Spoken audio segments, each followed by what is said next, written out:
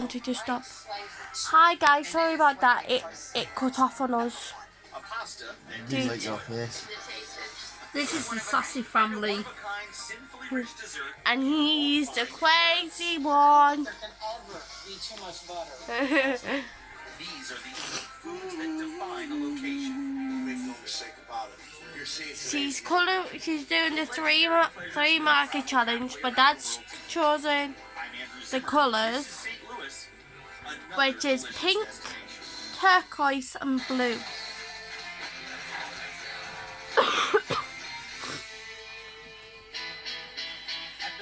Of the Missouri and Mississippi rivers, St. Louis became America's gateway to and she's contemplating.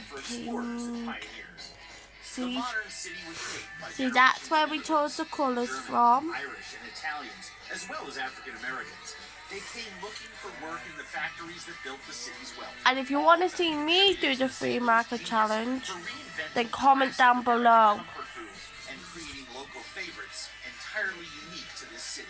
But then again, Mummy will more likely do it in this video. Depends on how long it takes me to do this. Oh, true. St. Louisans are fiercely proud of their culinary. She's making it a pink tree. Pizza is thin and crispy with a cracker-like crust, sweet tomato sauce, and a tangy native cheese blend called Provel. It's not a pizza, New York style pizza that gets folded. It's not a deep dish pizza. And sorry about the background noise, it's just the TV. Chad Jacobs is the second generation of his family running Cicero's in the Del Mar Loop. His dad, Sean, Awkward camera angles. almost 40 years ago. We make the best pizza in St. Louis. No doubt about it. My dad opened the restaurant in 1977. I was probably 3.5 years old. I used to come in with my dad and beg him to bring me to work when I was a kid.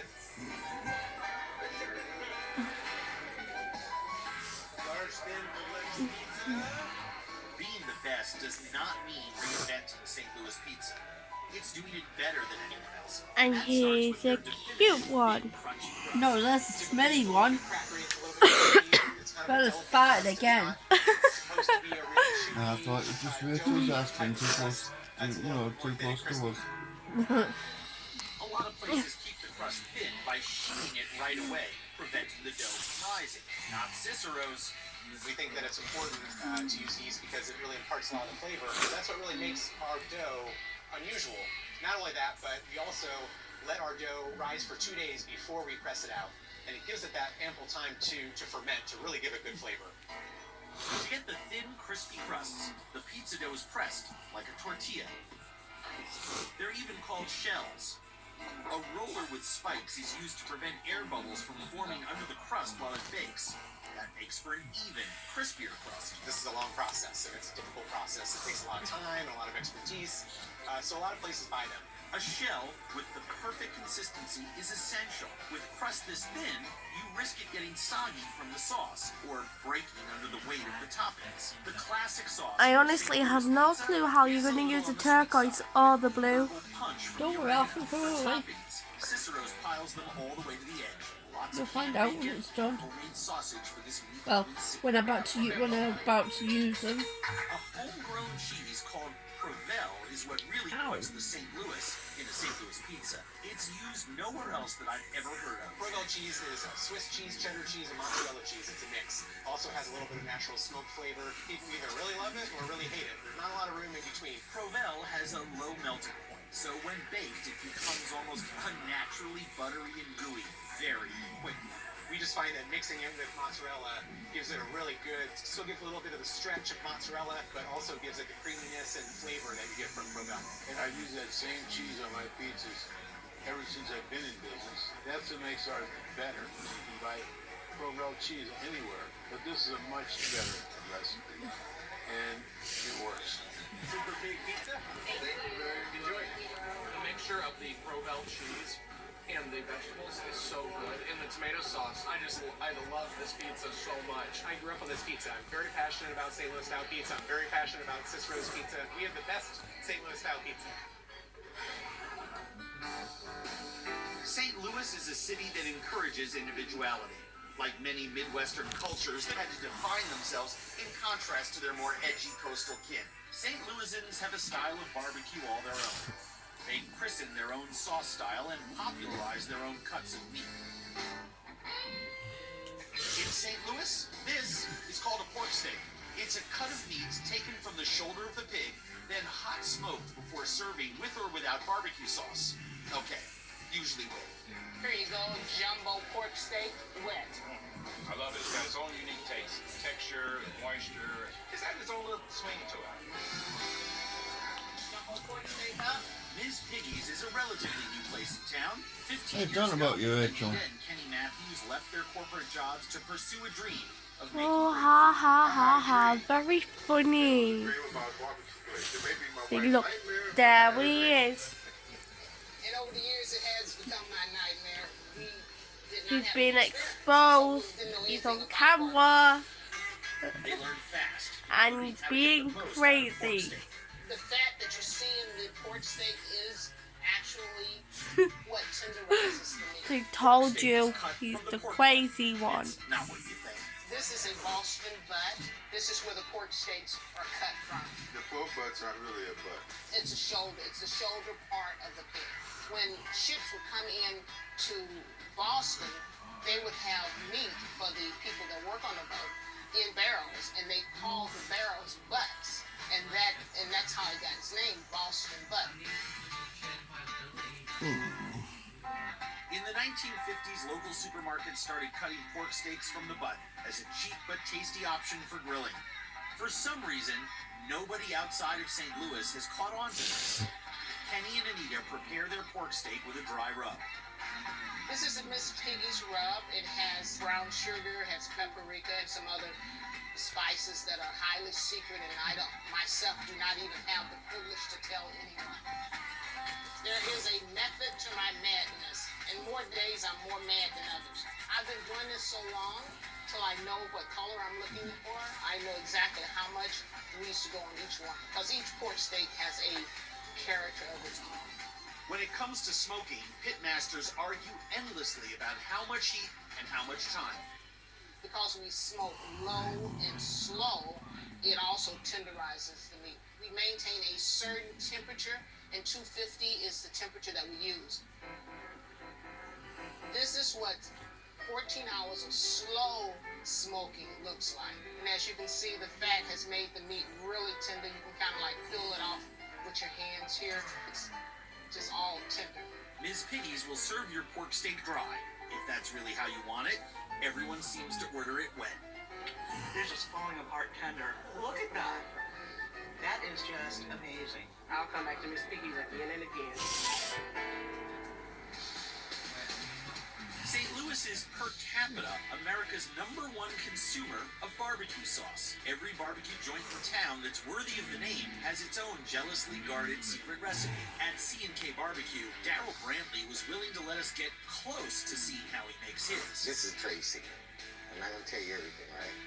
But basically, we take our vinegar, it's mixed with other tomato-based products, and pour them all inside. And I have to take the tomato paste. That stuff is real good. St. Louis sauce tends to be thinner and tangier than a lot of other regional barbecue sauces. Everyone in town uses a similar ratio of vinegar to paste. The difference is in how you spice it and when you cook it down. It's a blend of peppers, a little salt. That's our secret. You can show what you Mix did that so real far. good. And there's a pink tree. This will make probably about $15. We'll go through this today. By dinner time. I suppose you got to use your imagination and think there's a pink tree. Got the tang to it and then smacking them out. Now she's using Darryl serves his turquoise. sauce over another cut of pork that was named after this city. Turquoise. St. Louis style Looks ribs are darker defined on by the camera way than they're it cut. is in real They're life. essentially manicured spare ribs with tips, sternum, and cartilage removed. Taking away these parts results in a neatly shaped rectangular rack that, if cooked properly, will produce uniformly tender meat. They're super meaty, small bones. All the big ends been cut off. We sell these whole. So this is less than 2 pounds here. Okay, right, 2 pounds set. The results are so good that customers at C&K's carryout can't wait long enough to carry them anywhere. Gotta use a few more napkins, but it's definitely worth it. The taste of the sauce is throughout the meat. It's not like the sauce is on top of the meat. is in the meat, and that gives it that C&K flavor, that C&K barbecue sauce. I love it. Every year, you know, when we toast, but I always have my fresh sauce, and I always sip my sauce, and thank God and everything for letting me be part of C&K. C&K barbecue sauce is so much a part, and I believe it's in my veins. St. Louisans treasure their time-honored food traditions. Some classics originate from happy accidents.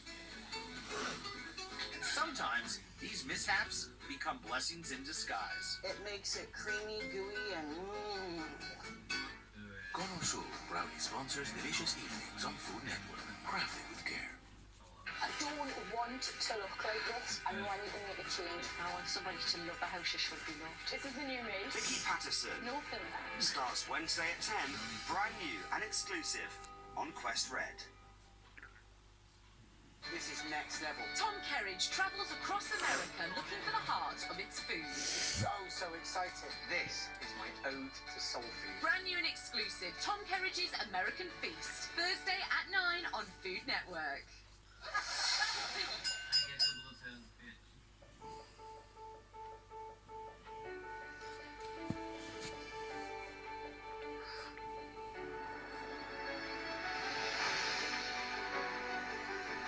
In our world, even the closest become closer. That's the power of magic. Book your 2020 Walt Disney World holiday early to enjoy free dining and drinks, plus $100 Disney spending money. Book at virginholidays.co.uk/Disney.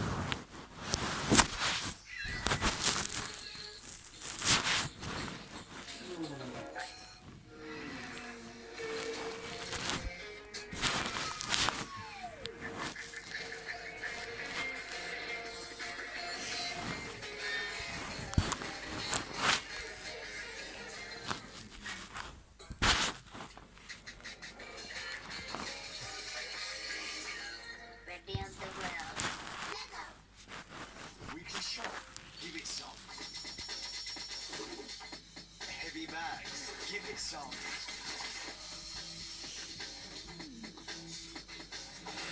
Same old thing, give it some. I didn't take it literal, I didn't say it will show you the outcome of it. No. Stop it. It'll be boring though. Give it some gusto. Well, this is how, Daddy, this is how normal, this is how the YouTubers do it anyway. Big on roasting when it's toasting and roasting when it's not. Big on getting to the root of those pesky sniffles and Especially ones that I've watched. Now that's big on quality and always little on price. You won't let a tree defeat you. But then again, you do normally get a time limit on how to do it. When to do It's it. time to gather your strength. So mix, swirl, But then again, if I give only a time limit, she'll tell me to bugger off. I know that. and keep climbing, fearless tree conqueror. Tell you what, you've got 15 minutes. Yogurt for adventurous kids. It gives you time. It's only when we It break does. free we realise we've been tied down.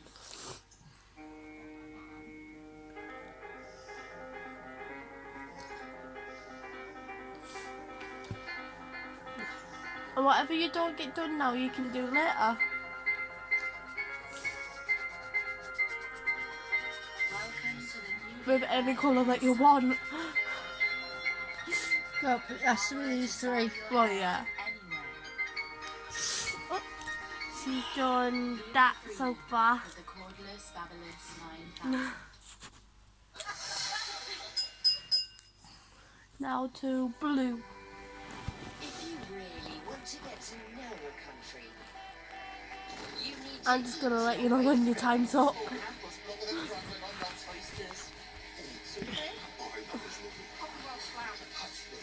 The Beardy Boys are now on Food Network. It's a really, really good vegetarian dish. However, it's even better with some bacon chops. The Hairy Bikers Food Tour of Britain starts Monday the 7th of October on Food Network. We're exploring the culinary delights that St. Louis has to offer in bizarre foods, delicious destinations now. Then later, it's time to hit the road with Guy for back-to-back episodes of Diners, Drive-Ins and Dives here on Food Network. Como Sur proudly sponsors delicious evenings on Food Network, crafted with care. St. Louis has been a proud blue-collar industrial giant for much of its history. Where there's a lot of hard-working people, there's usually an extra hearty breakfast. So here's your slinger over with cheese and onion. Enjoy. This is great. The Slinger is a St. Louis invention. It brings together some familiar foods all on one plate. Maybe too many. You have your fried potatoes with the cheeseburger patties with American cheese on it, 1 egg, any's how you like it. Thrown on some chili on top with some cheese, onion. That's our Slinger. At Chili Mac's Diner in downtown St. Louis, owner Chris Schneiderwin advises you should always order it with, big surprise, the chili. It's the best chili around. It's not too spicy. It's not too mild. It's just got the right flavor to it. And it is the secret to what makes our slingers #1. Chili Mac's is special because it's made from the I same actually chili give recipe her that quite a served lot St. of time Louis though. at the 1904 World's Fair. And locals have been crazy for it ever since. We have not changed the recipe since 1904. We don't change it now. That's the beauty of it. The Slinger's origins are obscure, but most of the stories include a hard-working customer, some say a truck driver, ordering a dollop of chili with his eggs and hash browns. From there, it just kept expanding. The Slinger is the St. Louis thing, especially when you've been out late at night and you've had a little bit too much. This is by far the best Slinger I've ever had. It's very good. It's a surprise under each area. I give it a good 10. Whew, this is good. It's perfectly spicy, perfectly cheesy. It's the best Slinger in St. Louis. For the best Italian food, locals head to the Hill. It's St. Louis. How's your pink? Is it running out or something? And you'll know you're in the right place. Okay, It's it also just looked like a great it. spot to find some gut-busting Italian-American foods, some of which were born right here on the Hill. This is toasted ravioli, but don't let the name fool you. These pasta Take it, you pillows lost. aren't toasted, they're fried. Each bite is for I take it you lost on what to do. No. It's one of a kind. Most people agree that toasted ravioli was born in the 1940s when one of Angelo Oldani's cooks accidentally dropped ravioli into oil instead of water. The problem is that Angelo owned 2 spots in the neighborhood, and they both lay claim to the recipe. Angelo's restaurant was a landmark restaurant since the 40s. And my father was a maitre d' here. When I first started working in the restaurant, I would help wrap baked potatoes and just do light chores, 75 cents a day. That restaurant is now Charlie Gito's on the Hill. Charlie bought the place 33 years ago and has no doubts about where toasted ravioli first saw the light of day. It's a fun food. It's a really There you go, you can go there now. St. Louis staple. Make no mistake about it. What you're seeing today is the original. Charlie only uses the original recipe that was handed down to him when he bought the restaurant, starting with what goes inside the toasted shell. In this case, beef, but not any beef. Roasted hunks of chuck and shoulder with carrots and herbs. Okay, so salt, pepper, and then I add a little bit of oil. And I really don't use a braising liquid. Because of the fat content, it will create its own braising liquid. We cover this, and we cook this for about 3 hours. After the meat is roasted and cooled, Charlie adds one more special ingredient. We're going to add some spinach, fresh spinach. This just adds another flavor and texture to this beautiful recipe. You've got 7 minutes left. Is ground up and placed between the pasta sheets. Take it, you're not bothered. And then we're going to make little pillows, which are ravioli. We're going to add a little flour. Then we're going to get our ravioli marker and mark out the ravioli. We've got it squared now, and now each ravioli individually needs to be cut out. It's a tedious job. Our staff does tremendous with this. After a dip in breadcrumbs, next stop, the deep fryer. When they float and they're golden brown, they're done. And that's what we're looking for. And it'll puff up, have a little air bubble between the meat filling and the pasta dough, creating like a pillow, real soft and elegant. Parmesan cheese, the original toasted ravioli from Charlie Gito's. Charlie Gito's sells about 10,000 of these addictive little bites every week. It's so crispy, and you can tell that it's fresh meat. It's so fresh. It's fabulous. The marinara sauce is to die for, and this is amazing. To me, this is what toasted ravioli is. We've been other places. We've had stuff you can buy at the grocery store. It never compares to the original here at Charlie Gito's. In St. Louis, there's a baked treat that's so sinfully rich, so tooth-achingly sweet, so deliciously melting, it'll leave you weak at the knees. It is excellent. Gooey butter cake is a St. Louis original. Not quite custard, not quite a cake, or a Danish, or a pie, but it has elements of all of those. It's almost like creme brulee that has just been smushed. It's so sweet, and it's like, it's not too crumbly that it just falls all apart. I absolutely love gooey butter cake. It's most accurately described as a dense yellow cake, laid out as a crust that supports a gooey, creamy, buttery sweet filling, baked to a golden brown. Brother and sister team Dale, Allen, Shody, and Marilyn and Skull sell warm, fresh slices at their Park Avenue coffee spot.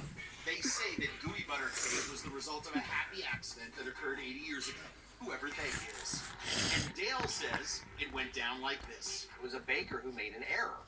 And so they were making a deep butter cake, similar to a pound cake, and had reversed the flour and the sugar ingredients. Without the flour, the cake didn't rise properly. And then with all the extra sugar that was in there, it caramelized around the crust. So the baker's wife tasted the gooey butter cake and said, you know what? It's really good, but it's awfully gooey. So the deep butter cake became gooey butter cake. Today it's found all over the city. This is the only place that serves more than 70 varieties of it, with flavors ranging from white chocolate raspberry to cinnamon roll. I usually get like the cookie dough, but anything, it's wonderful. You can't go wrong with gooey butter cake. Any kind of flavor you add to it, you're just going to enhance it. At the core of each cake is the same wonderful gooey filling Dale and Marilyn have loved since childhood. It's their mom's recipe. We always took gooey butter cake with us to any function, and it's just something that we became known as the gooey butter people, you know? At their baking facility, the gooey butter people are cranking out thousands of cakes from scratch every day. We're going to start with our vanilla. You know, it is called gooey butter cake. We're going to put in a little bit of butter. I'm done. And this batch will make about 100 cakes. Then I'm going to take 20 pounds of the cream cheese and put it in. It makes it creamy, gooey, and you have to get it in small handfuls so that it will mix in and get creamy and lovely in there with the butter. You'll just want to taste it all day long. Now we're just going to add a little bit more butter. And I think that's what makes it the best. I don't think there could ever be too much butter in a gooey butter cake, to be honest with you. Just marking the bits that I need to do. Yeah, two. Next, eggs and powdered sugar help give the filling a custard-like texture. It's so thick and gooey, it stands up in there, you don't even have to hold it. The filling is layered on top of the cake batter. Then we're going to take this and we're going to put it in the oven, and in 25 minutes it'll be ready to eat. As if it's not sweet enough, it gets another sprinkle of powdered sugar. Then it's ready to eat. For food like this, good ingredients and technique are important, but they can only get you so far. The reason why we make the best gooey butter cake is because of the love that we put into it. I think the coolest thing about gooey butter cake to me is the memories that people hold around gooey butter cake. There's a lot of emotional attachment. I wish you told me. I can't imagine the world without gooey butter cake. Sheila's gooey butter cake to me means home, means good, rich, family. That's what it means to me. One. Big flavors, sprung from mistakes, or birthed out of life's necessities. You won't find anything too fancy about any of these homegrown St. Louis favorites. What you will find is a lot of pride and love, layered into these deceptively simple, handcrafted gems. The spirit of the pioneer is alive and well, and tasting wonderful in the Gateway City.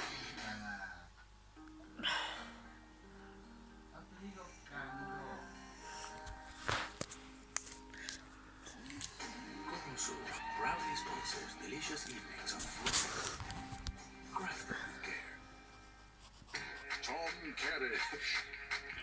Roots, Harry Bikers, Michelle Rue Jr., Blickstein, Monica 10, 9, 8, 7, 6, 5, 4, 3, 2, 1.